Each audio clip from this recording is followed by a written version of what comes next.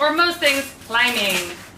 If you have never been rock climbing and have been considering trying it, this is the perfect video for you. Today we are going to go over the basics of starting out. We are going to review the difference between bouldering and rope climbing, where to start climbing, payments and passes, what gear you're going to need, climbing techniques for beginners, and common climbing terminology that you're most likely going to hear in the gym. This video will have timestamps in the description box below, so if you'd like to skip ahead, feel free. When I first started rock climbing, I was pretty overwhelmed. When I went to the climbing gym for the first time, I had no idea how my shoes were supposed to fit or what the hell someone meant when they were like, "Yeah, bro, that's like the Crocs." So this is why we made this video. When starting out, it's super helpful to decide what type of climbing you're actually interested in. Bouldering is a style of climbing that one can generally do solo, although it is much better with friends. It requires no rope, no harness, and it's short enough off the ground that you can actually fall and not be injured due to being caught by like a crash pad or some sort of a soft landing. Rope climbing, or sport climbing, is the type of climbing you see when you see people way up in the air swinging around on the ropes. This involves two people, and partner A will belay. Don't worry, we'll get to what that word means in a little while partner B will be the one climbing. As partner B starts to climb with the rope secured to their harness, partner A will be feeding them rope out of something called a belay device. This is called top rope. The cool thing about top rope is that you can do it in the gym without anyone needing to lead the climb first. Don't worry, we'll also get to what that means in a little while as well. When or if you fall on top rope, you really barely fall at all. Basically, you're on tension the entire time, and it's super fun. Once you decide whether you'd like to boulder or rope climb, it's time to find a climbing gym near you. Some gyms offer both types of climbing, but some don't, so it's important to do your research. Once you have found a gym that looks good for you, you can move on to your next step in your climbing journey. Although it would be nice, climbing indoors is not free. And if you are unsure about committing, like you have relationship issues, I don't have those, then you are in luck because most gyms have something called a day pass. These typically range anywhere from $20 to $35, and if you don't want to commit to buying gear for climbing, then you can also rent this stuff at the gym for an additional price, of course. If you are a coupon clipping money saver like my friend Janae, then check out Groupon or other types of websites that offer local deals. Keep in mind that you will have to sign a waiver just in case of the unfortunate event of your untimely death or injury, and the gym is not responsible. Climbing is an inherently dangerous sport. And don't forget, if you are not an adult, please bring one with you so that you can have them sign the waiver for you. Climbing techniques. Okay, you've got your gear, your pass, and you're about to jump on the wall. Most new climbers can be seen looking like little T-Rexes pulling themselves up the wall, but not you because you've got me. So, don't death grip the holds. Usually, people think that seems the thing to do because you're up high and you're kind of scared, but this is just going to burn out your forearms super quick. Try instead, whenever possible, to keep straight arms and relax your shoulders. Get your feet up. The higher your feet, the taller you can reach to the next hold. Remember to press through your feet while keeping tension. Climbing is all about tension on all 4 points of contact on the wall. Climb on your toes. Many beginners tend to step on the hold like they're trying to step on a stair. Your shoes are actually made to take the weight in the toe. That's why there's a nice hard area of rubber. Kind of like a ballerina, but with rock climbing. Don't stand underneath anybody while they're climbing. This is just good etiquette, and most gyms are going to teach you to do this when you come for the first time. If you're going to fall, try to push yourself away from the wall and land with soft bent knees. Another thing you want to try to remember to do is keep your hips into the wall. If you keep your butt out, then you're not keeping your center of gravity close to the wall. I know we talked about pressing through the leg, but we're going to talk about using your legs. Many beginning climbers forget to use their legs to get them up the wall. If you get stuck on a climb, oftentimes think about trying to fully extend your legs to reach the next hold. Grading. In bouldering and sport, there's different grading systems. Here in the US, bouldering is typically scaled on a V scale, from V0 and up, V0 being the easiest. Sport climbing uses something called the Yosemite decimal system and starts in the gym around 5.5 and above until you get to 5.10. And then they'll go 5.10 A, B, C, D, 5.11 A, B, C, D, and so on. Think about the route first. Don't just hop on something. Think about where your hands are gonna go, where your feet are gonna go. That's why climbers call routes problems. It's kind of like a puzzle for you to solve. How to tie a figure 8 knot. This is something that you'll probably get tested on when you try to get belay certified at your gym.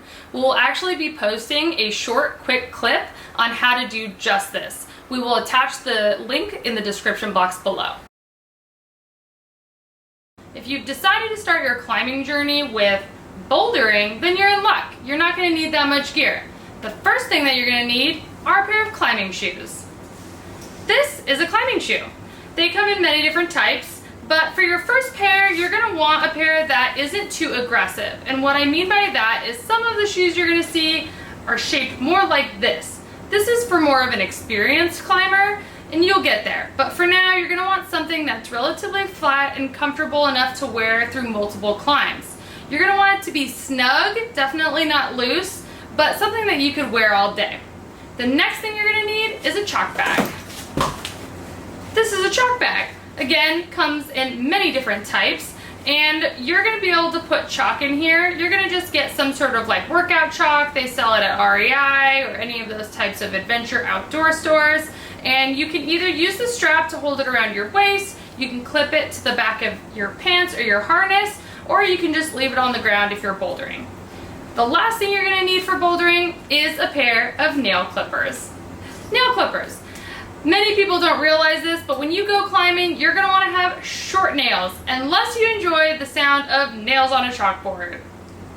If you've decided to start your climbing journey with sport climbing or rope climbing, you're still going to need the climbing shoes, the chalk bag, and the nail clippers, but you're also going to need a harness.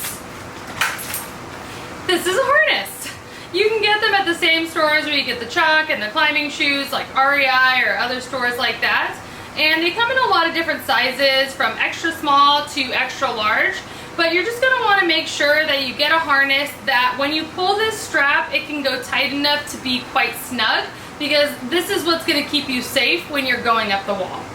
The next thing that you're going to need is some belay gloves.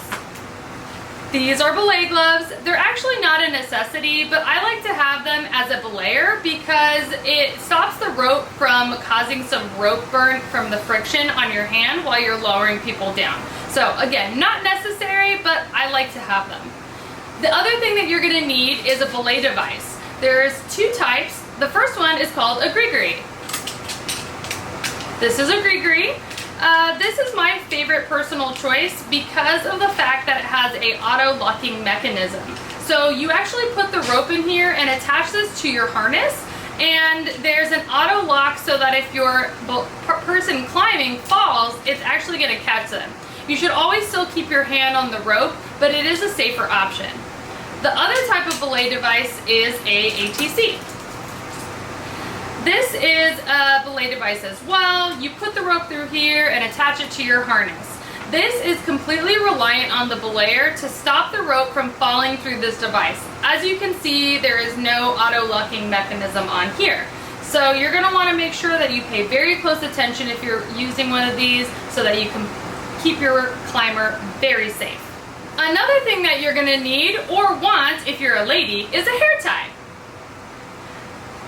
I don't know if you guys have ever experienced, like a child pulling your hair abruptly, but if you are belaying and you have long hair and your hair is not up, you can actually get your hair stuck into the belay device, and let me tell you, it is not fun. So, if you are a lady, please put your hair up for safety reasons.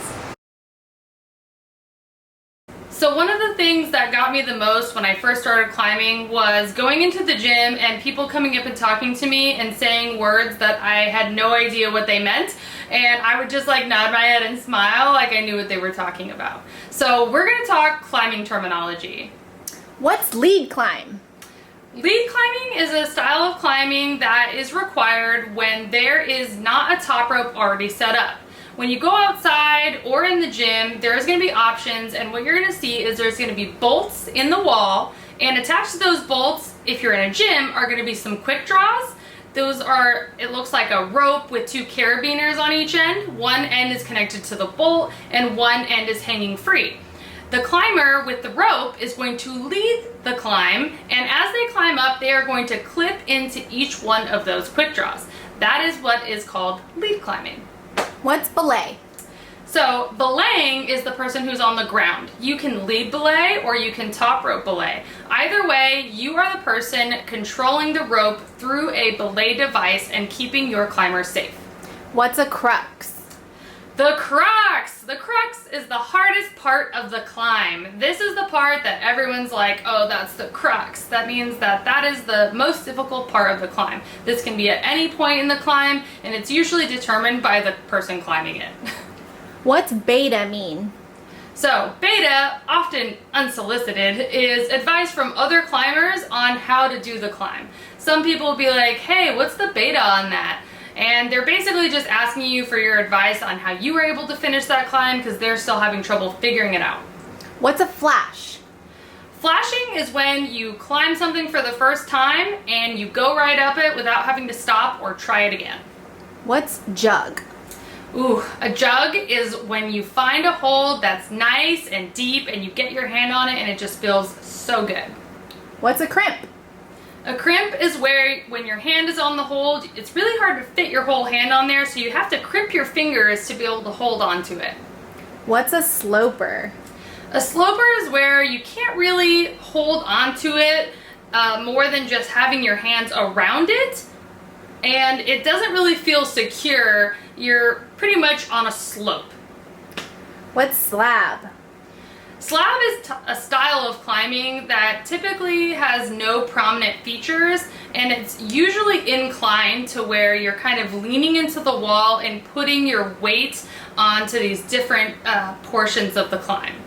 What's it mean to stem? Stemming is a really fun style of climbing where you're kind of transitioning through your body weight and counter shifting the movements to get up the climb. What is a hand-foot match? A hand-foot match is exactly what it sounds like. Wherever your hand is, you're bringing your foot up to that hold and you're switching your hand for your foot. What's a barn door? A barn door is something that I did a lot, especially in the beginning, and it's where when you're climbing, you slip off a hold and you swing away from the wall. What's crag mean? A crag is an outdoor climbing area where you go to climb. What's dyno? A dyno is called a dyno because it's a dynamic movement, and it's actually where you do kind of a jump to another hold, and you actually are not touching any holds while you're on your way to the next hold. What's a heel hook? A heel hook is when you're climbing and you're actually going to take your heel and hook it onto one of the holds to help keep you on the wall. You can actually also do the other version of this, which is a toe hook, and it's pretty much just using your foot in different ways to help yourself stay on the wall. What's a mantle? A mantle is where you're going to come over a big edge and you're going to get over it and you're going to press out to get on top of it. What's an overhang? Anything that's overhung is where you are at an incline and your weight is coming down on you and gravity is pretty much against you. So anything overhung is typically going to take a little bit more upper body strength.